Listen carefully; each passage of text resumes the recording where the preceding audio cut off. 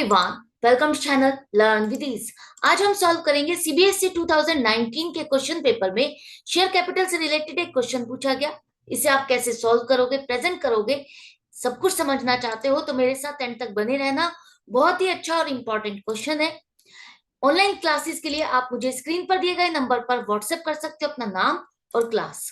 और अगर आप सॉल्यूशन ढूंढ रहे हो टीएस ग्रेवाल और DK Goyal new edition book के, तो चैनल की प्लेलिस्ट को क्लिक करो। आपको सभी सॉल्यूशन अपलोडेड मिलेंगे। कम्युनिटी सेक्शन में एमसीक्यूज मिलेंगे क्विज के फॉर्मेट में और एमसीक्यूज के सॉल्यूशन है शॉर्ट्स में। बहुत कुछ है चैनल पर, विजिट द चैनल। अच्छा लगे तो शेयर और सब्सक्राइब जरूर करना।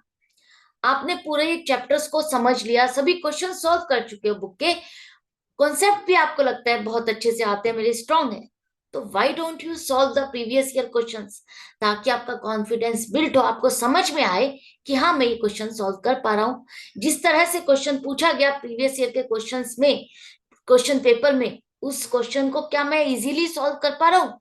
कितना टाइम लग रहा है मुझे इस क्वेश्चन को सॉल्व करने में? क्या मुझे नर्वसनेस हो रही है इस क्वेश्चन को सॉल्व करने में?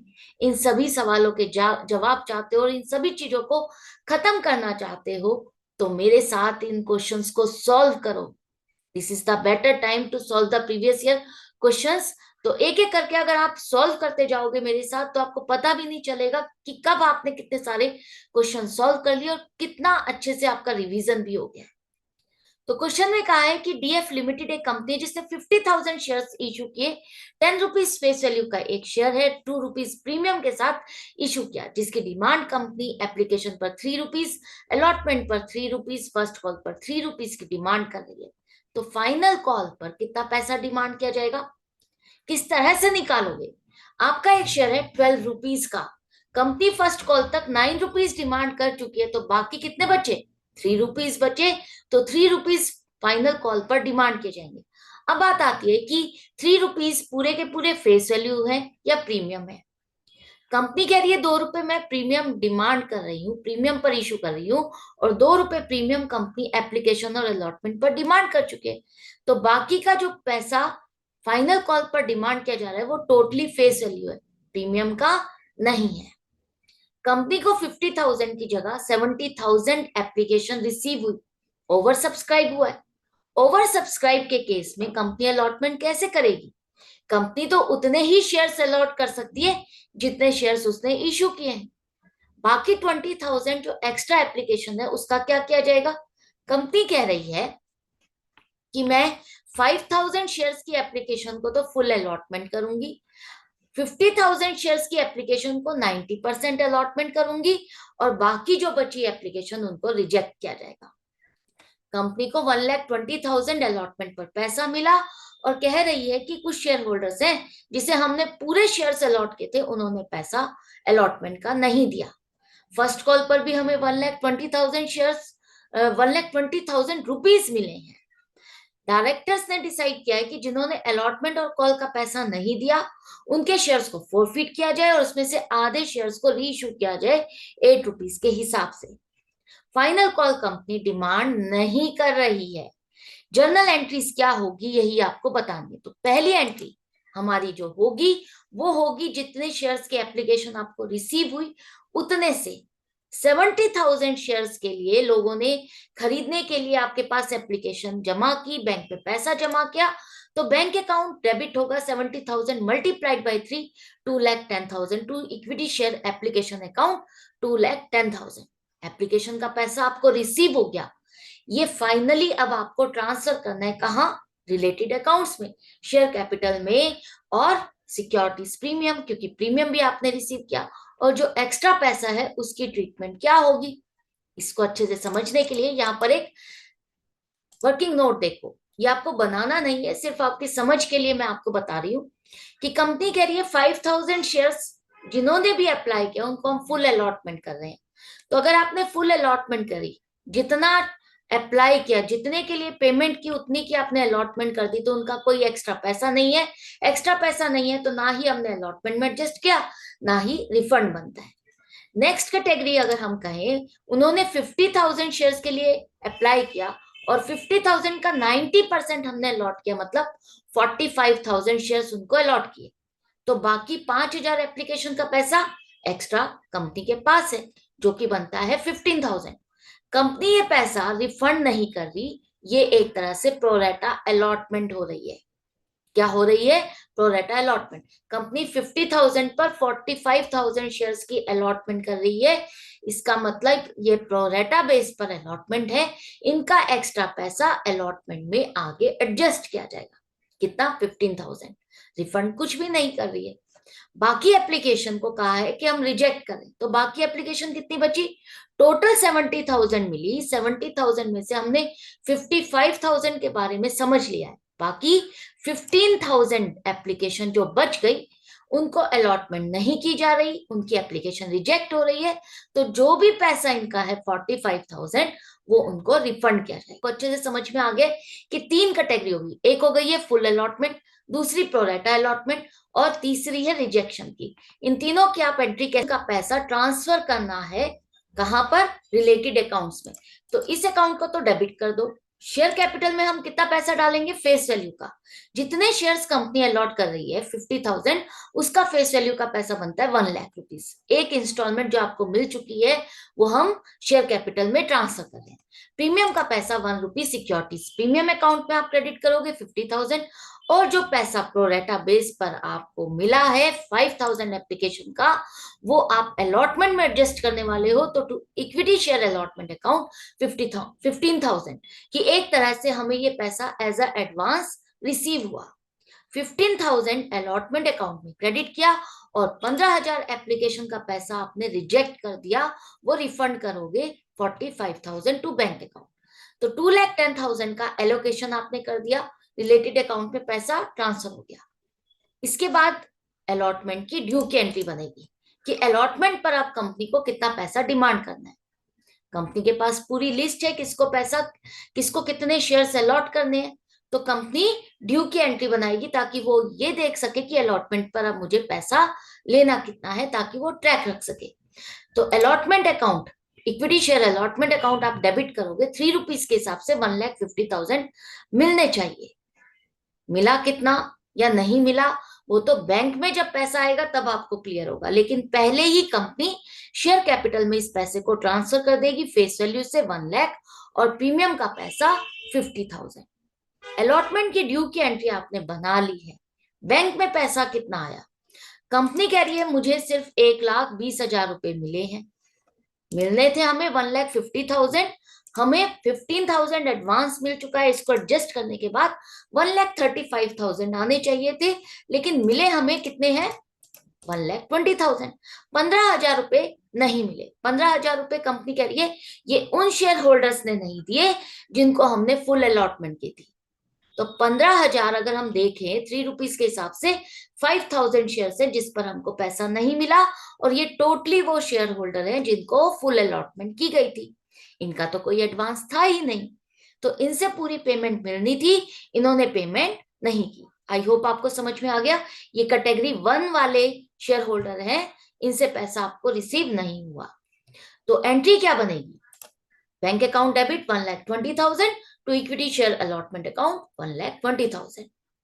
अगर आप इसे कॉल सिनेरियर के साथ करना चाहते हो तो bank account debit 1,20,000, call in arrear account 15,000 to equity share allotment account 1,35,000। Clear है? आप कोई भी एक तरीका मेथड फॉलो करोगे, या तो कॉल सिनेरियर के साथ या विदाउट कॉल सिनेरियर, और जो भी मेथड फॉलो कर रहे हो उसी हिसाब से आपको आगे की सभी एंट्रीज करनी है।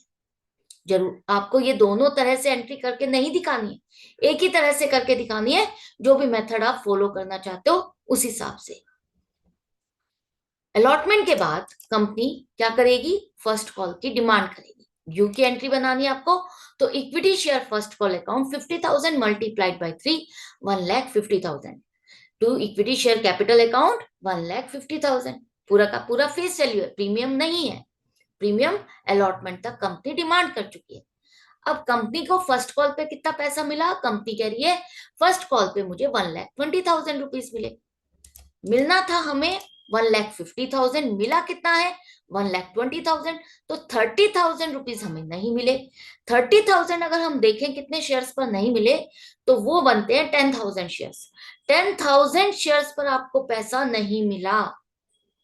तो 10,000 अगर हम कहें कि किन शेयर होल्डर्स ने नहीं दिया, तो जिन्होंने अलॉटमेंट का पैसा नहीं दिया डेफिनेटली उन्होंने फर्स्ट कॉल का भी पैसा नहीं दिया। मतलब वो 5,000 शेयर्स के शेयर होल्डर जिन्हें हमने फुल अलॉटमेंट की थी, उनसे हमें पैसा नहीं मिला फर्स्ट कॉल का, और 5,000 शेयर्स के वो शेयर होल्डर है जिन्हें हमने प्रोरेटा बेस पर अलॉटमेंट की थी, सेकंड कैटेगरी वाले। आई होप समझ में आ गया। 5,000 शेयर्स वो है जिनको आपने फुल अलॉटमेंट की थी, जिनसे आपको अलॉटमेंट का भी पैसा नहीं मिला, और 5,000 शेयर्स वो हैं जिन्हें हमने प्रोरेटा बेस पर अलॉटमेंट की थी, उनसे हमें अलॉटमेंट का पैसा तो मिला है, लेकिन फर्स्ट कॉल का पैसा इन्होंने भी नहीं दिया। अब आपको यहाँ पर एंट्री क्या बनानी है? Bank account debit 1,20,000 to equity share first call account 1,20,000। Call in arrear के साथ कर रहे हो तो bank account debit 1,20,000, call in arrear account debit करोगे 30,000 to equity share first call account 1,50,000। ये एंट्री भी समझ में आ गई। अब कंपनी ने फर्स्ट कॉल के बाद इन शेयर्स को फोरफिट कर दिया। कौन से शेयर्स कह रही है? कंपनी कह रही है हम उन शेयर्स को फोरफिट कर रहे हैं जिस पर हमें अलॉटमेंट और कॉल का पैसा नहीं मिला। वो कौन से शेयर्स हैं? वो है 5,000 शेयर्स जिनको कंपनी ने फुल अलॉटमेंट की थी। फर्स्ट कैटेगरी वाले वो शेयर होल्डर जिनको कंपनी ने फुल अलॉटमेंट की थी, उनसे कंपनी को ना तो अलॉटमेंट का पैसा मिला और ना ही फर्स्ट कॉल का, तो उन्हीं शेयर्स को फोरफिट किया जा रहा है। उनसे रिलेटेड आपको एंट्री चेक करनी है। तो कंपनी का एक शेयर 10 रुपए का है। 10 रुपए में से कंपनी ने कितना पैसा डिमांड किया? कंपनी ने फर्स्ट कॉल तक पैसा डिमांड किया है, उसके बाद ही फोरफिट कर दिया। फर्स्ट कॉल के बाद ही फोरफिट करिए, तो फर्स्ट कॉल तक company face value 7 rupees demand कर चुकी है। डिमांड कंपनी ने 9 रुपीज किए हैं, लेकिन 9 रुपीज में से 2 रुपीज प्रीमियम है। तो अगर हम कहें शेयर कैपिटल में कितना पैसा क्रेडिट कर चुकी है कंपनी, वो 7 रुपीज के हिसाब से, तो 7 रुपीज के हिसाब से ही आपको शेयर कैपिटल को रिवर्स करना है। तो कॉल्ड अप 7 रुपीज है। शेयर होल्डर ने इसमें से कितना पैसा दिया? शेयर होल्डर ने इसमें से एप्लीकेशन का पैसा दिया, और एप्लीकेशन की फेस वैल्यू अगर हम देखें तो वो 2 रुपीज है। 2 रुपीज फेस वैल्यू आपको रिसीव हुई है 7 रुपीज में से, बाकी 5 रुपए आपको रिसीव नहीं हुए। तो फोरफिटेड अमाउंट क्या हो जाएगी? 5,000 शेयर्स का 2 रुपीज के हिसाब से 10,000 रुपीज। एंट्री कैसे बनाओगे? देखो, एंट्री आपकी बनेगी equity share capital account debit 35,000, premium का पैसा। अब बात आती है प्रीमियम के पैसे की। 2 रुपए प्रीमियम कंपनी डिमांड कर रही है। एप्लीकेशन पर 1 रुपया जो डिमांड किया कंपनी ने, वो कंपनी रिसीव कर चुकी है। एप्लीकेशन का पैसा शेयर होल्डर ने पे किया है। प्रीमियम का पैसा जो कंपनी को रिसीव हो चुका है वो हम रिवर्स नहीं करेंगे। कंपनी ने जो अलॉटमेंट के टाइम पर प्रीमियम का पैसा डिमांड किया, शेयर होल्डर ने ये पैसा नहीं दिया, तो इसे हमें रिवर्स करना पड़ेगा। 2 रुपए में से कंपनी को 1 रुपया प्रीमियम का मिला है, 1 रुपया नहीं मिला। तो जो 1 रुपया नहीं मिला सिर्फ वही आप रिवर्स करोगे, सिक्योरिटीज प्रीमियम अकाउंट को डेबिट करोगे 5,000 से। क्यों? क्योंकि जो प्रीमियम का पैसा आपको मिला है वो सिक्योरिटीज प्रीमियम अकाउंट में क्रेडिट है, वहां से निकाल करके आप शेयर फोरफिचर अकाउंट में नहीं डालोगे। प्रीमियम और शेयर कैपिटल की अकाउंटिंग अलग होती है, तो प्रीमियम में से आपको वहां से पैसा नहीं निकालना है। अब 40,000 में से आपको कितना पैसा मिला और कितना नहीं मिला, उसको आपको हिसाब किताब करना है। तो हम कह रहे हैं कि हमें इसने अलॉटमेंट का पैसा नहीं दिया, फुल्ली पेड अप वाले थे, ये फुल अलॉटमेंट वाले थे शेयर होल्डर्स। तो इन शेयर होल्डर्स को फुल अलॉटमेंट हुई थी, तो इनका एडवांस कुछ नहीं है। तो 3 रुपीज पूरा का पूरा जो इनको देना था, 15,000 रुपए इन्होंने नहीं दिए। ऐसे ही फर्स्ट कॉल का 3 रुपीज 15,000 इन्होंने नहीं दिया। बाकी जो 2 रुपए फेस वैल्यू के हैं वही आप फोरफिचर में डालोगे 10,000 रुपीज। करेक्ट? एंट्री आ गई समझ में? कोई डाउट नहीं है? अगर आप इसे कॉल सिनेरियर के साथ कर रहे हो तो क्या एंट्री हो जाएगी? Equity share capital account debit 35,000, premium account 5,000 से डेबिट, कॉल सिनेरियर अकाउंट अब आपका कंबाइंड मर्ज हो जाएगा अलॉटमेंट और फर्स्ट कॉल का 30,000।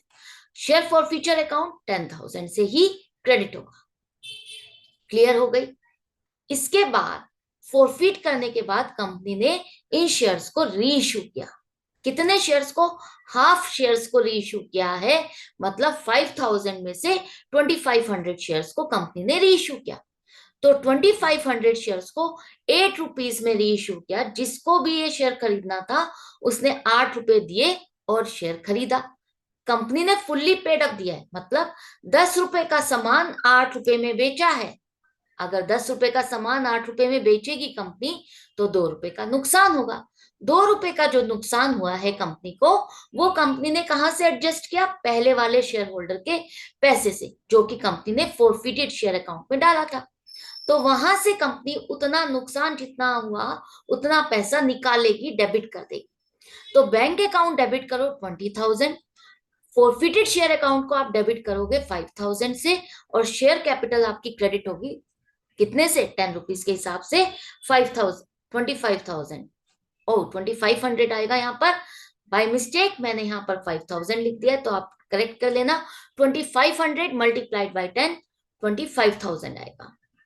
क्लियर है? अच्छे से समझ में आ गया। शेयर हमने 10 रुपए वाला 8 रुपए में दिया है, 8 रुपए रिसीव किए हैं, 2 रुपए का नुकसान कंपनी अपनी बुक्स में रिकॉर्ड करेगी, जिसे कंपनी पहले वाले शेयर होल्डर के पैसे से एडजस्ट कर रही है। अब बात आती है कि हमने शेयर्स को फोरफीट करने के बाद रीइश्यू कर दिया, तो रीइश्यू करने के बाद क्या हमारे पास कुछ पैसा बचा है पहले वाले शेयर होल्डर का? जितने शेयर्स रीइश्यू करते हैं आप उतने का ही पैसा देखोगे। अगर कंपनी को पहले वाले शेयर होल्डर से फेस वैल्यू के 2 रुपए मिले थे, 2 रुपए मिले थे फेस वैल्यू के, और 2 रुपए का ही नुकसान हुआ, तो 2 रुपए तो आप एडजस्ट कर चुके हो। जो 2 रुपए मिले वो पूरे के पूरे लॉस से एडजस्ट हो गए। कंपनी के पास अब पहले वाले शेयर होल्डर का एक भी रुपया नहीं बचा।